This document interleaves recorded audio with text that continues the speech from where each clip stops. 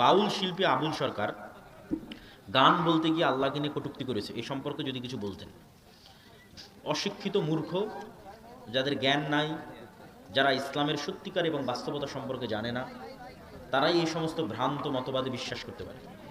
বাউল বা লালনের যে মতবাদ, এটা সম্পূর্ণরূপে একটা শিরকি, একটা কুফুরি মতবাদ, একটা নাস্তিক্য মোনা মতবাদ এবং একটা ইসলাম বিদ্বেষী প্রজেক্ট হচ্ছে বাউল এবং লালনের প্রজেক্ট।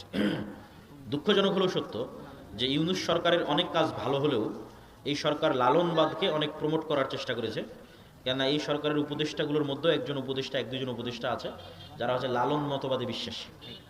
এই লালন মতবাদে বিশ্বাসী উপদেষ্টাগুলোর কারণেই এই লালন মতবাদের এই বাউলরা এত বেশি আস্কারা পেয়েছে, এত বড় স্পর্ধা দেখিয়েছে যে বাংলাদেশের মাটিতে বসে আল্লাহ এবং রাসূল সাল্লাল্লাহু আলাইহি ওয়াসাল্লামের নামে, কোরআনের নামে, সূরা নাসের নামে, কোরআনের বিভিন্ন আয়াত এবং বাক্যের নামে চরম ধৃষ্টতাপূর্ণ বিকৃতি করার সাহস করেছে, যেটা আমি বলবো যে এই সরকারের কিছু উপদেষ্টার সায় দেওয়ার কারণে সম্ভব হয়েছে।